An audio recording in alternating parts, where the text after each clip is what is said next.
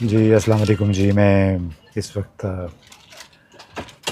Beijing میں ایک train میں بیٹھا ہوں. اس کا نمبر ہے G9 اور ہم یہاں سے شنگھائی جا رہے ہیں. تو 1200-1300 کلومیٹر کا یہ فاصلہ ہے اور کچھ 4.5 گھنٹے میں طے ہوگا. 28 مئی ہے اور آج کا دن پاکستان میں یوم تکبیر آپ لوگ منا رہے ہیں.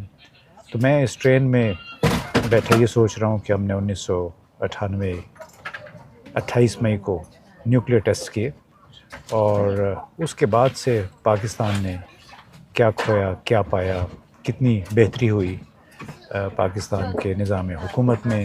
بہت ساری اچھی چیزیں بھی ہوئی ہیں، لیکن یہاں پہ آ کے احساس ہوتا ہے کہ چین میں کہ ماضی کے کارناموں پہ آپ فخر کرنے کی بجائے، بار بار ان کو یاد کرنے کی بجائے، یہ لوگ یہاں پہ سوچ رہے ہیں کہ آگے ہم نے کیا کرنا ہے.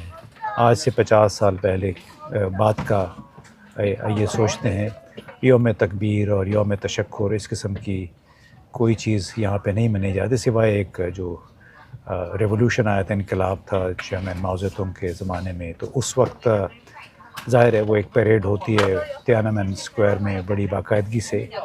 لیکن یہ جس انداز میں پاکستان میں اس قسم کے یہ مواقع منائے جاتے ہیں، چھٹی کر دی جاتی ہے یا خصوصی تقریبات ہوتی ہیں، کروڑوں روپے ان تقریبات پہ ان سیکیورٹی ارینجمنٹس پہ لگا دیے جاتے ہیں جو کہ وی آئی پیز کے لیے ان تقاریب میں ہوتا ہے.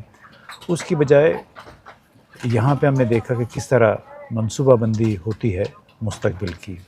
آپ شنگھائی چلے جائیں، بیجنگ چلے جائیں، گوانجو چلے جائیں، اس ملک یہ ایوو چلے جائیں، یہ بہت بڑے تجارتی مراکز ہیں، سیاسی مراکز ہیں. سیاسی قوت کا ان کا مظاہرہ، اقتصادی قوت کا مظاہرہ ان علاقوں میں آپ کو ملتا ہے.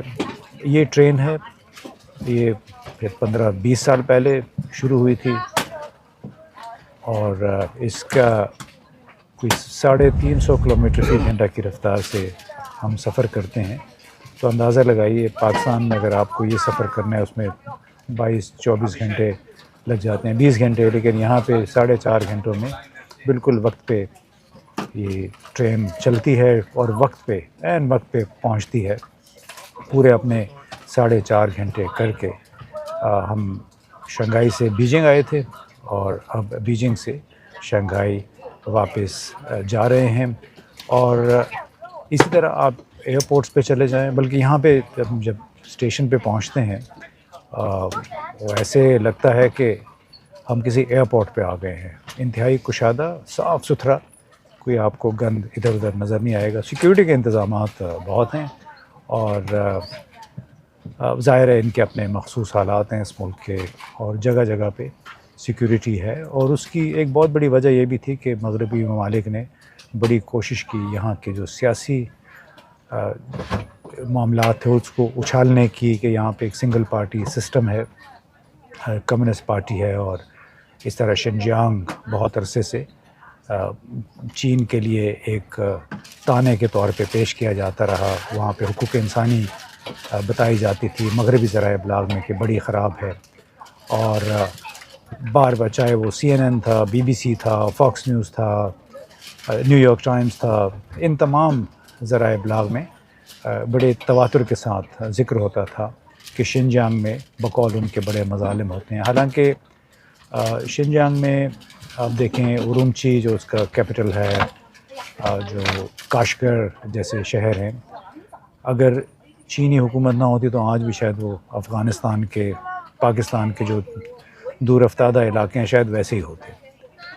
کیونکہ وہاں بھی جس طرح ہمارے ہاں یا افغانستان کے اکثر حصوں میں اور ہمارے کچھ بلوچستان، خیبر پختونخوا، جنوبی پنجاب میں جس طرح غربت ہے، بہت ہی پرانا انفراسٹرکچر ہے، ارومچی کاشگر میں بھی کچھ ایسے ہی حالات تھے آج سے 15-20 سال پہلے. لیکن ابھی آپ وہاں جا کے دیکھیں تو ایسے لگتا ہے کہ ہم نیو یارک آ گئے ہیں، فرینکفرٹ آ گئے ہیں. یہ جو بڑے مغربی، یا لندن، جو انفراسٹرکچر ہے، چاہے وہ ٹرین ہے، چاہے بسیں چل رہی ہیں، روڈز ہیں، جو صفائی کا میونسپل سروسز کا کی جو اس وقت کیفیت ہے وہاں پہ، تو وہ کسی بھی مغربی ملک سے کم نہیں ہے.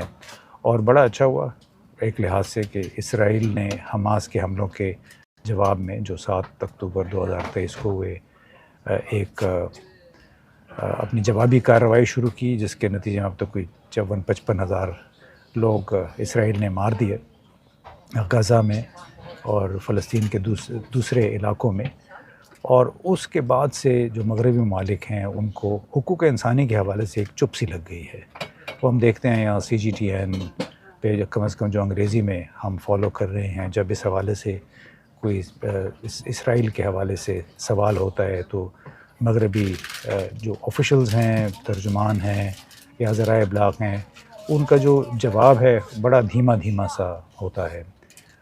وہ اس وجہ سے کہ اسرائیل چاہے امریکہ ہے، چاہے برطانیہ ہے، جرمنی ہے، تمام بڑے مغربی ممالک کا ایک چہیتا ایک بچہ ہے ان کا، اور اس میں کوئی بھی یہ افورڈ ہی نہیں کر سکتے، کرنا بھی نہیں چاہتے ایسی بات کہ جس سے اسرائیل ناراض ہو، کیونکہ ان پہ فوراً یہودی دشمنی کا الزام لگا دیا جاتا ہے. اور چونکہ دنیا بھر میں مالیاتی وسائل جو ہیں، مالیاتی ذرائع جس کو کیپٹل ریسورسز کہتے ہیں، بہت بڑا حصہ وہ یہودیوں کے ہاتھ میں ہے، چاہے وہ امریکہ میں ہے، چاہے یورپ میں ہے، جس کو کارپوریٹ امریکہ کہتے ہیں. تو اس وجہ سے کوئی بھی مغربی سیاستدان اس بات کا متحمل نہیں ہو سکتا کہ وہ بات کرے اسرائیل کے خلاف. بڑے تواتر کے ساتھ چین شنجیانگ جو کہ مسلم اکثریتی صوبہ ہے اس کے بارے میں بات چیت کرتے رہے، لیکن بالآخر جو کچھ اسرائیل نے فلسطین کے ساتھ کیا اس معاملے میں کم از کم اب خاموشی ہو گئی ہے. البتہ ایک بات ضرور ہے کہ جیسا بھی نظام ہے چین کا، اس نے دنیا کے بھر کے جو اکانومسٹ تھے، بڑے بڑے ایکسپرٹ تھے، ان کے تمام اندازے غلط کر دیا. یہ کہا جاتا تھا بڑے عرصے سے کہ مغرب میں ترقی صرف اس وجہ سے ہوئی ہے کہ وہاں پہ آزادی اظہار ہے، سب لوگوں کو آزادی حاصل ہے. لیکن یہاں پہ چونکہ اس کے الٹ نظام ہے، کمیونسٹ پارٹی ہے، پھر اس کا پولٹ بیورو ہے، اور اس کی سربراہی میں اتنا بڑا ملک ہے، 1.4 ارب کی آبادی ہے. اس کے باوجود اس نے تمام نظریات کو غلط ثابت کرتے ہوئے آج یہ امریکہ کے تقریباً ہم پلہ کھڑا ہو گیا، بلکہ کئی معاملات میں، آرٹیفیشل انٹیلیجنس میں، ہائی ٹیک میں امریکہ سے بھی آگے نکل گیا ہے چین. تو یہ اس بنیادی طور پہ ہم کہہ سکتے ہیں کہ اس ملک میں بھلے کمیونسٹ پارٹی کا غلبہ ہے، لیکن اس پارٹی کے ٹاپ پہ جو لوگ آتے ہیں وہ بڑے ایماندار، پورے جیسے چھلنی میں سے چھن کے آتے ہیں. جو پولٹ بیورو کے ممبر بنتے ہیں، جو وزیر بنتے ہیں، وہ ان کے اوپر کوئی سوال تک نہیں اٹھایا جا سکتا ان کی انٹیگریٹی پہ، ان کی ایمانداری پہ.